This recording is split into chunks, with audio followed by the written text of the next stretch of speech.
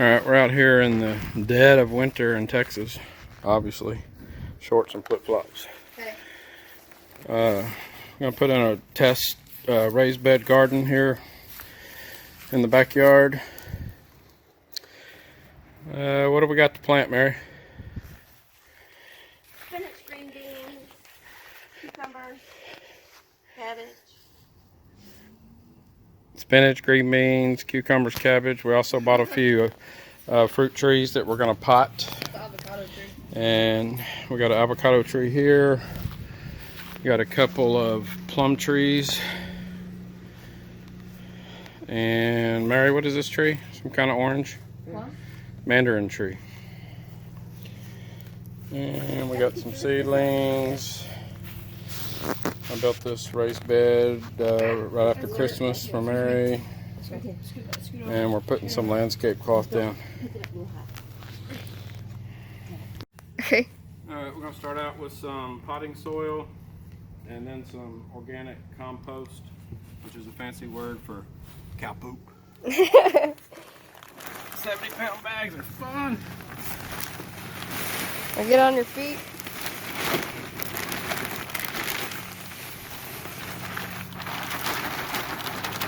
And we got more bags. I hope you have like 10 more. Put that on there after you put that in there. Then I'm going to mix it up. I need more bags. You need more what? Alright, just stop it, Abby.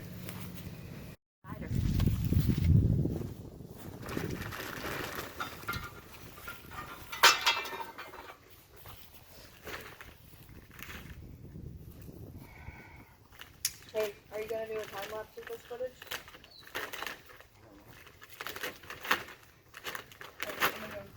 Okay. Clean.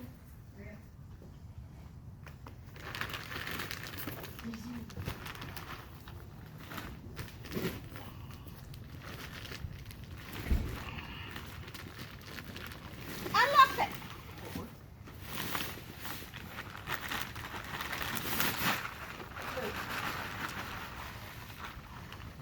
Okay. What else? Now, like, put half that bag of that manure in there, and then we'll mix it up. Why just half? Or both. But we need to mix it up. I'm gonna go get my mixers. Bring your whole kit. I don't want to get dirty. You're on the porch.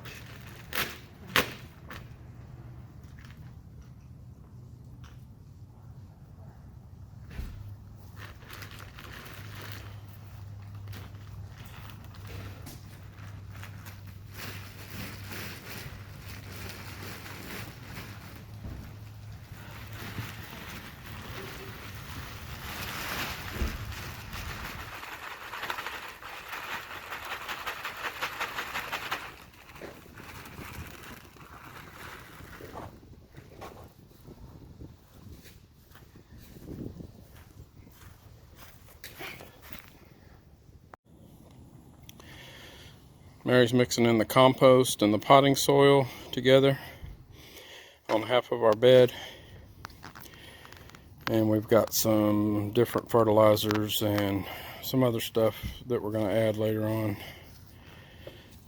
We're excited about the fruit trees because they're going to end up at the KCA Ranch in Centerville, Texas. And hopefully be transplanted there in a year or two.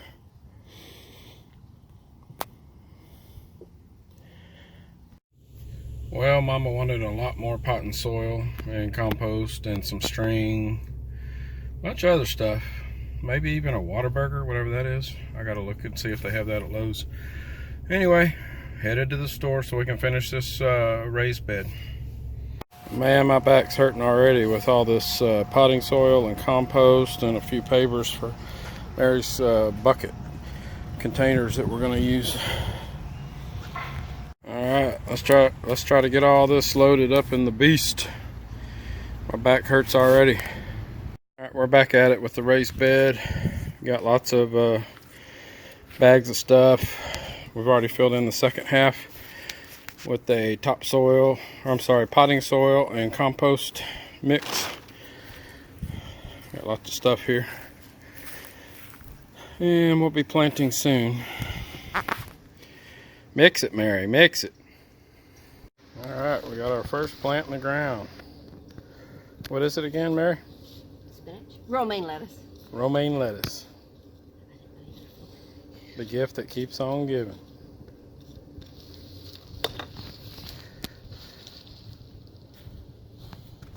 Daisy, what's up? Heel. Heel. Stay there. Look at that. Look at that discipline. Stay there. Don't move. Squirrel. Cock your head to the side, deer. Squirrel. Alrighty then.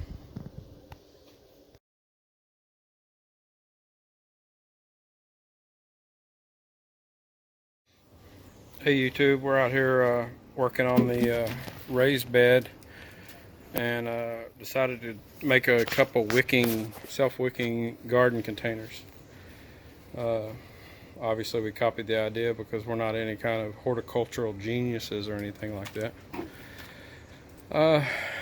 I kind of should have rolled the camera a little bit earlier. We'll actually do a separate video later when we start making mass numbers of these. Right now we're just using some containers we had laying around, some Walmart totes, 5-gallon buckets, things like that. Let me see if I can show you all a little bit. So here's a Walmart tote that we're going to be converting to a self-wicking bucket. Self-wicking means you don't have to constantly water it every day or several times a day during the summer. It holds a reservoir in the container of about 4 to 5 inches depending on what you use inside the container for your air pockets. You can see my PVC right here. I've zip tied it to the side so it's strong. The bottom of that PVC is angled, cut at an angle like a 45 so it doesn't stick straight against the surface of the bottom of the tub. You want the water to be able to get out whenever you fill it up. What we're going to do is drill a drain hole in the side about, it's got to be about 1 inch below your air pocket containers, which my air pocket containers are these French drain pipes. They're perforated so water goes through them, but you want some air in there. You're going to cover it up with this landscape cloth so soil doesn't get in there and pack it in. And anyway, the whole system works by letting the roots grow down towards that reservoir of water, which can seep through the landscape cloth. But the soil and everything doesn't go down into that reservoir. Soil can get rancid if it gets too wet. So we're going to make a couple of these, fill them up with our mixture of potting soil and compost. Mary, what are we going to plant in this one right here? Potatoes. I can't hear you. Potatoes. And what about that big black one over there? Onions. We're going to throw some onions in there, try it out, see how it works, and we'll keep y'all updated. Thanks. So there's our 1/2 inch hole in the side of the container. That hole has to be lower than your air pocket material in there. Your air pocket material can be a coffee can. It can be that French drain pipe that I showed you earlier, like that. Anyway, the hole has to be lower than that so it creates an air pocket, and when you fill up your watering tube, you just fill it up until water comes out of that hole, and you know you've got the max amount of water in there. And the landscape cloth is going to keep the soil and everything directly out of the water, and it creates a wicking system where the roots go downward towards the water. And you got to start it off with some water on top, just like a traditional plant, to get things going. Okay, Mary has got the soil and compost mixture done, and now we're filling it up. We're just curious how many of these watering cans it takes to fill it up. We're trying to fill up about 3.5 inches of space along the bottom until it starts coming out of that drain hole.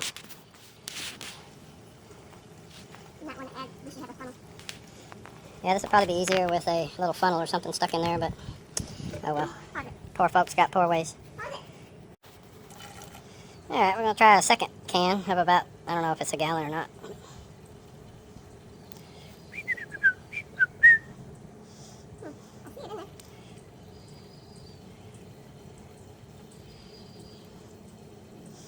We probably need to get a good water hose sprayer head that doesn't shoot out like fire truck force.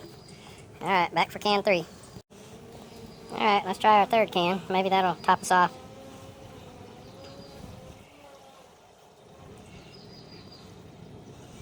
I'm gonna laugh if there was a hole in the bottom of this tote and it's all going into the ground right now. That'd be the Minshew luck.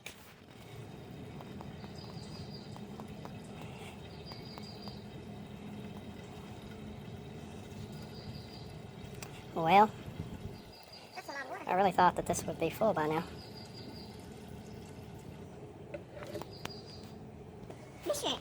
Okay. We're just curious how many it takes. We're just curious on this watering can on how many it takes. We would actually not use this slow method.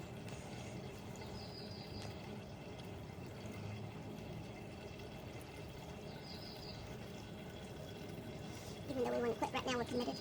Yeah, we should have quit this project about 3 cans ago, but we're really stubborn and committed, so. And I just saw the first drip come out. So 4 cans. Yeah. Let's go ahead and put a little bit more just to see, but I thought I saw some come out. Okay, let's see. Let me zoom in a little on there. Yeah, it's running out there. Okay, so It's been running out this whole time because it's kind of damp over here. so now we've reached our maximum water. So 4 cans. So 4 cans, I don't know if that's a gallon or could be close. That's long enough to go on vacation. So, like Mary just said, if you're going to be gone for a while, 3 or 4 days, you can fill that tube up and have you some water in there. 150 ounces. How much is that? Or 4.43 liters. 4.43 liters times 4, a little bit more is what it took.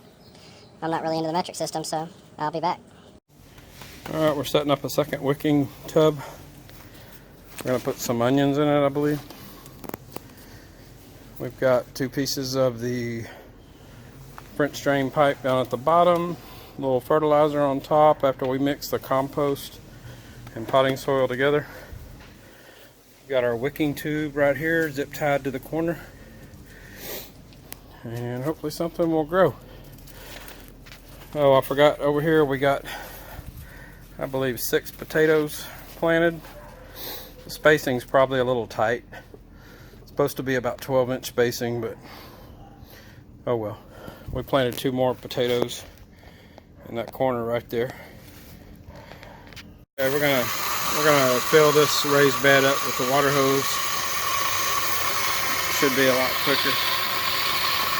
We planted onions in that one, and they only required 3 to 5-inch spacing, so we got a lot in there.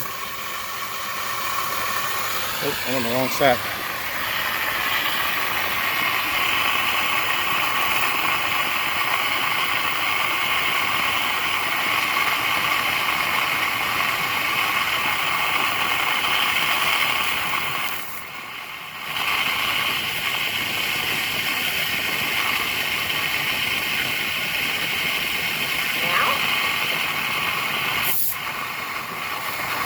And here it comes.